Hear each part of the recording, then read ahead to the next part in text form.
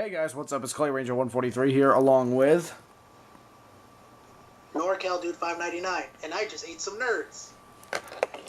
Congratulations. And on this fourth episode of Radio Reviews, we're going to review the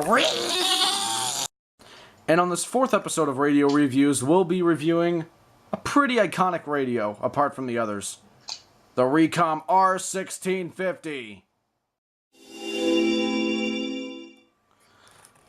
You should get one, it's a good radio. Yeah, maybe when I decide to retire one of my current radios. There you go. But anyway, first off, when you look at the radio, you can see that it's a pretty weird-shaped weather radio.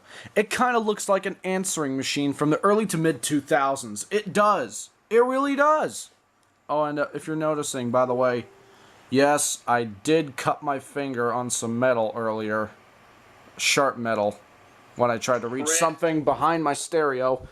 And yes, I did cut my finger, but a little bit of hydrogen peroxide and some Band-Aids, obviously, along with some Neosporin, sealed up nice and tight.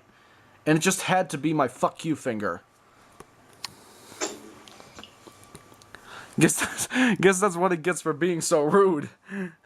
Anyway, as I said before, it does look like an answering machine, but it really is a sensible looking weather radio, since this weather radio didn't come with a box, unfortunately, because it was used. So, let's take a look at the radio. Let's review it. So, it's got that nice straight angle right at the top right here. Curves down, looks like a rectangle. Then it goes in the bottom where it curves out to the bottom slightly, and then it just curves on this side, and then goes up, and it continues like this way, like an arc. And then it just goes back to a square shape. And it has a fairly thick base, too. It is a pretty thick weather radio, especially on this side. That's how thick it is on the Reecom. It's, I guess that's what you get for early to mid-2000s radios. So, as you can see, you have your program enter buttons, alarm 1 and alarm 2 buttons, volume down and up buttons, snooze button, radio and stop buttons, tuning buttons, preset buttons, or left and right in menu configurations, the menu button, and the intro scan button. And if we look at the back, you can see there's 4 ports. The DC jack, obviously, which can vary between 10 to 12 volts of AC power, the external antenna, the alert out, and audio out. Wait, audio out? Does this thing have aux or something? No. And hopefully it doesn't be trash. Does it have aux? I'm not entirely sure. I don't know either. No, it doesn't. Audio out is not aux. And here's the antenna, obviously, which, by the way, looks very similar to the Radio Shack antennas. You can see it has that nice, tall dome. Same thing with the Reecom, just without this line right on the top of it. The Radio Shack has that little line that separates the very top of the dome with it. This one is just one whole piece. And it's a fairly good-sized one. It's a fairly tall antenna, too. So, without further ado, let's get into some of the features of this awesome radio. The first feature I would like to discuss is the ability to set alert blocking. Now, if you don't know what alert blocking is, it's basically the defeat siren function on the WR300, the 120, the 400, the 519, the 996, the 262, the Sanjian. On most of these weather radios that are complex nowadays, they have the defeat siren feature. Hell, even the AlertWorks, which is not that complex, has the defeat siren function. Except I have them all on. And the zone guard, too. He's right. But yeah, this radio has it, too. If you go into the program menu by setting it for holding it down for 2 seconds, and you hear a beep, press the preset button 5 times, and you come to page 6, or P6, that says Set Event Blocking. Press Enter, and you can see that have obviously the advisory / statement light turned on saying required weekly test, because that's the first alert it says. Then you have required monthly test. This is basically where you adjust all your warnings like the WR120. As I said before, it's like the defeat siren feature on most weather radios. And by the way, this is a good place to test your lights because the Reecom doesn't do a lamp test. So, just to make sure your LEDs are working just fine, you can just go into event blocking just to make sure. And I can assure you that all these are just working just fine. So, if I wanted to, like, disable a certain warning, and I just heard Donna from the CRS. Thanks for bringing back the memories. Yeah, but anyway... someone commented on one of my videos, that's why. 9, 2.56. Which video? Humidity 62%. Which video, just out of curiosity? The broadcast that I did back in 2016 on KB49. I left a comment on one of your videos last night as well. Yeah, I saw that this morning. But anyway, for those of you who don't know, guys, it's the video where his zone guard is glitching. Like he had it set on WB alert mode. Hell, it still does it. Here's Javier's precious haunted brick. If you hold this down, alert on off. It's a haunted flat brick. There's nothing on the screen.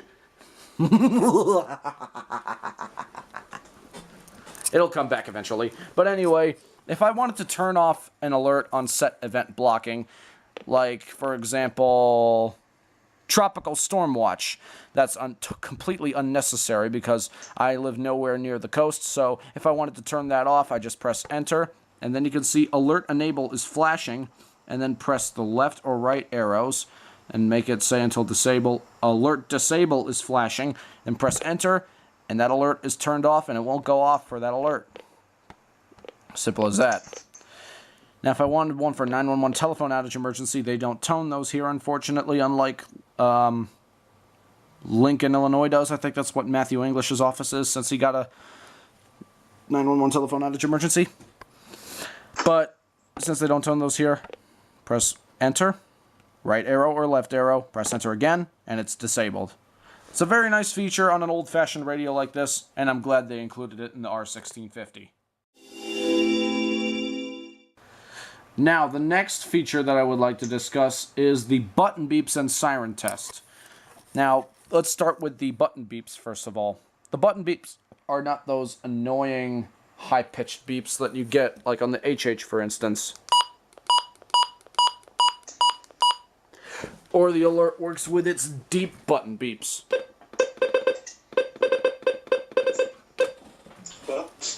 Instead, the button beeps on the Reecom are just this. That's all it is. 2 simple clicks from the speaker.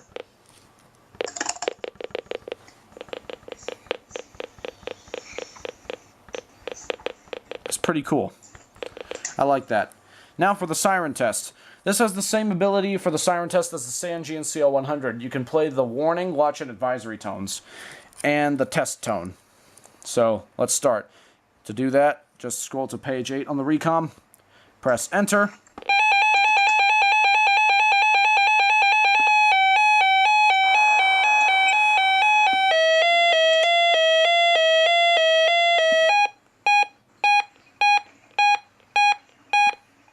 I'll be hearing that on Wednesday. Oh my God, Javier. I saw you. I had to. Oi.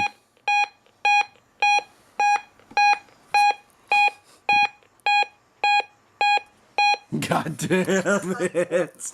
I have no idea what I'm doing. I can tell. I can pretty tell. Pretty tell? That's what happens when I'm bored on a Tuesday night. Pretty tell. What the fuck is wrong with me? I can tell. You can. And also there's an option to decrease the siren volume as well, like the Sangean does, but this one doesn't have three different presets. Instead, it's an individual volume locator like this. Goes all the way up to 16, or you can have it muted.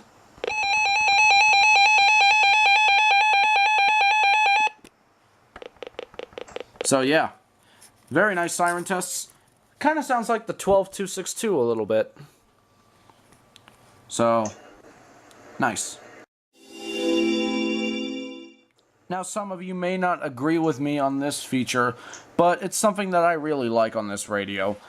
If you want to find out what your S.A.M.E code is after you pre-programmed it, and if you don't remember, just press the right arrow, okay? While you're in the main screen, where you can see the time and date. Just press this arrow, and you can see your county code. In this case, it's 037121, which is the S.A.M.E code for Mitchell County, which is where I live in North Carolina. So, if you don't remember your S.A.M.E code, and just want to remember it if you buy another weather radio, just press the right arrow if you have a Reecom, and you'll see your county code. Another thing that I'm impressed by with this radio, for having such a small speaker, is the quality of it. It sounds fairly decent, in my opinion, because if I, like, raise the antenna here for 1 second, just to demonstrate. If I demonstrate that, just right now. Carolina. Move away from the computer. It was mostly cloudy, with a temperature of 48. It was cloudy, with a temperature of 51 at Hickory, 55 at Winston-Salem, and 52 at Greensboro. It was fair, with a temperature of 45 at Shelby. I don't think it likes the zone guard's interference. I don't think it does. I don't think it likes the zone guard's interference. Anyway. Once again at 10 p.m. at the Charlotte airport, it was 54 degrees and mostly cloudy. Next 30 seconds. What? What did you say, Javier? Anyway. Charlotte and Statesville. Rest of tonight, cloudy. Lows in the upper. And then you have that weird buzzing noise on 1130 kilohertz. Do you hear that? Clay Rancher 143. The ETOL zone guard will activate in the next 10 seconds.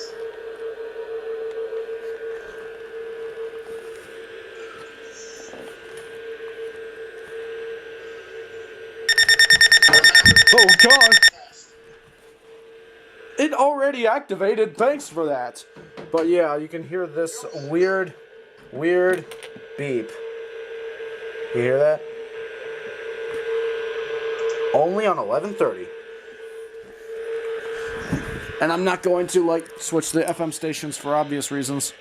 YouTube don't like that. Or can I? Wait. Oh. There we go. That's better. Is it really going for me to get out and to have a good life where my family are in this position? No. I will keep here, I will stay here, I will fight for them, no matter what. And what are politicians doing? When I mean politicians, I mean leaders of the opposition, people like you. What are you doing? We're giving influencing this process. How? We give them all the strategy, we keep training them. How safe is it? It is not safe, it was never safe. Meaning? I mean, we could go. Signal's a bit bad, but you get the idea. Very nice speaker quality, I must say. Another feature that I really like on the Reecom is how many presets you can store on it for FM stations. So let me just demonstrate right here. Can you see the screen just fine? Yes, of course you can. So if I press the radio button, you can see 92.1. You can store not 1, not 2, not 3, not 4, but 8 FM presets. And that goes for each channel, both AM and FM. Now that is a very, very large amount of presets that I've seen on any weather radio, aside from the 519, which has a frickin' whopping amount of 10. Yeah, you put 10 presets into that monster of a radio. We'll get to that in another day. But, yeah, for a Reecom, that is a fairly reasonable amount of presets, and it's something that you can use for tests.